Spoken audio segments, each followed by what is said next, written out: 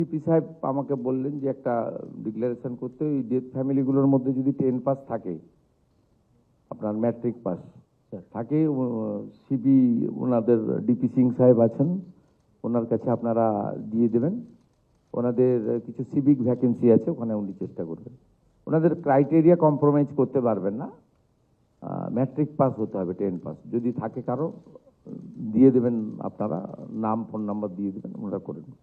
मैं आज पोस्टमार्टम करने के लिए नहीं आया है, वो तो काम सरकार का करना है, सरकार कर रहा है।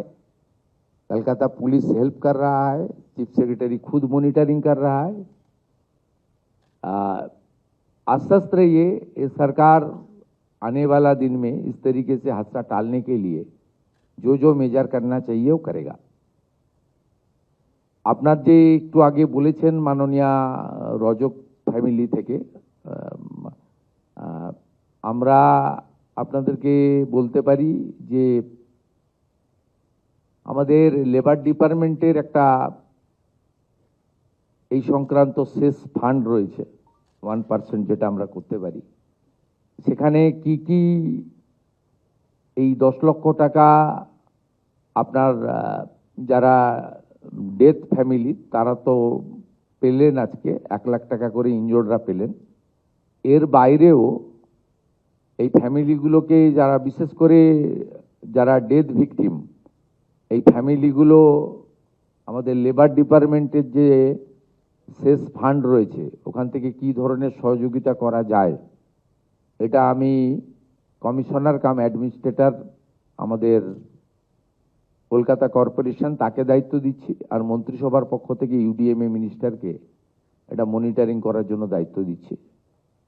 মাননীয় অগ্নিমিত্রা পাল মহোদয়া ক্যাবিনেট মিনিস্টার, মাননীয় শ্রীমতী স্মিতা পান্ডে আইএস এই বিষয়টা দেখবেন, দেখে চিফ সেক্রেটারির মাধ্যমে আমার কাছে প্রপোজাল আসবে। আমাদের লেবার সেক্রেটারি রচনা ভগত রয়েছেন, মন্ত্রী অর্জুন সিং রয়েছেন, তাদেরকেও প্রপারলি আমরা অ্যাডভাইস করে দেব।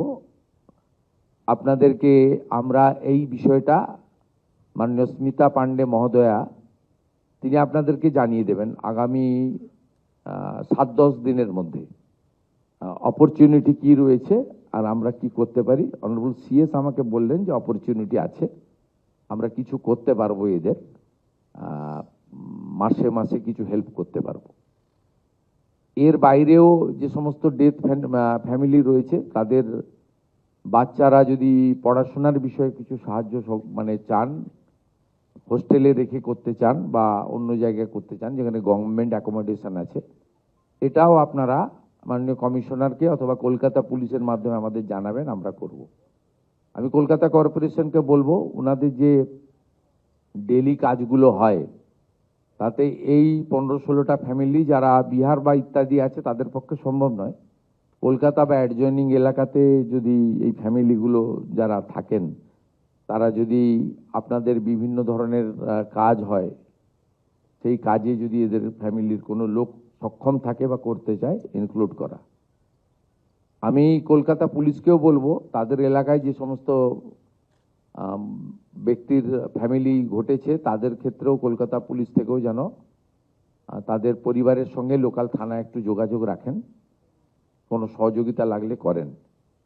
আর হেলথ ডিপার্টমেন্টের মাননীয় এমআইসিকে আমি অনুরোধ করব, এমওএসও আছেন, যদি ফার্দার ট্রিটমেন্টের জন্য কারোর মনে হয় যে আমার এখনো শরীর ঠিক হয়নি, আরও ওষুধ দরকার বা আরও কিছু স্যাটিসফাইড হওয়ার জন্য নিজেই মনে করছেন যে আমি অসুস্থতা ফিল করছি বা আমার ব্যথা বেদনা আছে, সেটা ডক্টর শারদ্বত মুখোপাধ্যায় আমাদের এই ফর্মাল মিটিংয়ের পরে আপনারা ওনার কাছে নাম ফোন নাম্বার দিয়ে দিন, উনি প্রপারলি দেখে দেবেন।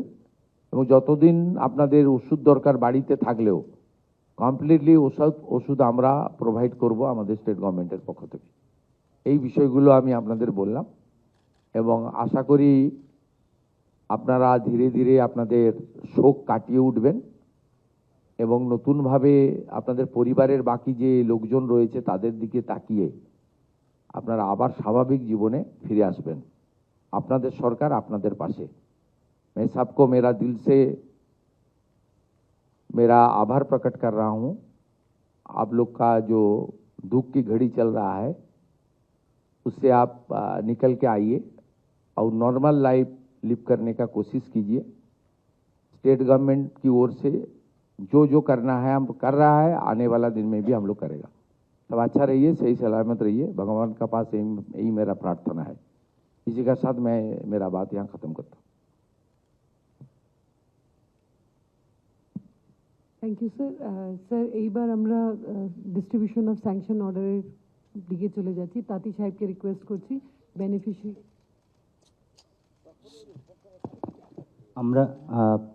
আমরা প্রথমে এই দুর্ঘটনার ব্যাপকতম ক্ষতি হয়েছে যে পরিবারগুলো, যাদের পরিবারে কেউ না কেউ মারা গেছে। বলেনি সিপি সাহেব আমাকে বললেন যে একটা ডিক্লারেশন করতে, ওই ডেথ ফ্যামিলিগুলোর মধ্যে যদি 10 পাস থাকে, আপনার ম্যাট্রিক পাস থাকে, সিবি ওনাদের ডিপি সিং সাহেব আছেন, ওনার কাছে আপনারা দিয়ে দেবেন।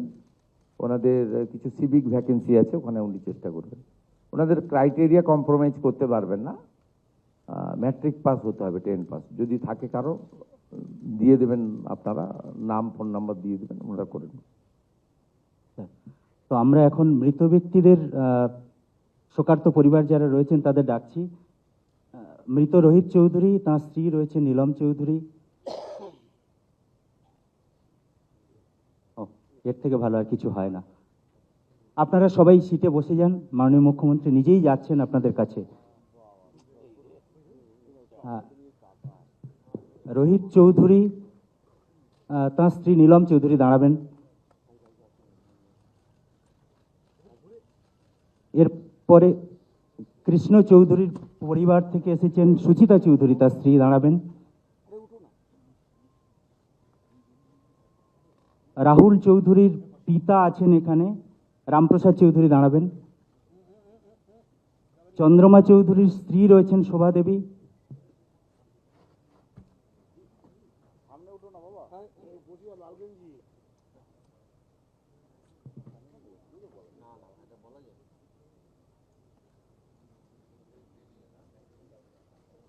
সৌরভ দেখতে পাচ্ছি না, তাহলে ম্যাম 3 নম্বর ম্যাম আছেন এখানে রাহুল চৌধুরী ম্যাম, ওর পিতা আছেন রামপ্রসাদ চৌধুরী।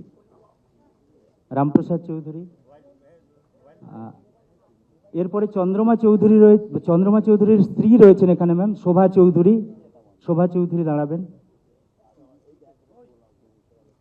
পাপ্পু রজক মারা গেছেন, তার স্ত্রী শিউলি রজক।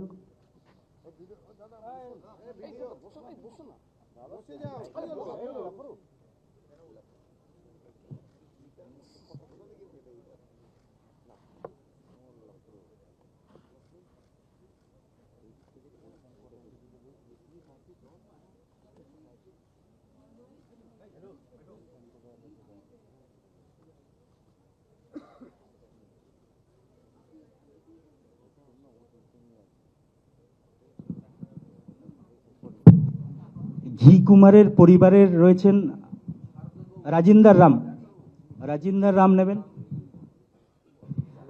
আসগর হোসেনের স্ত্রী রয়েছেন ম্যাম রেশমা বেগম।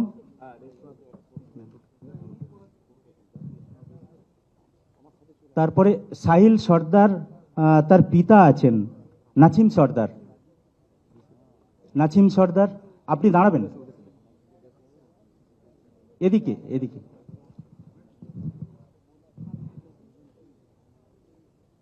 হাসান ইমামের স্ত্রী রয়েছেন ম্যাম পিছনে, হাসান ইমাম, সাবিয়া ইমাম।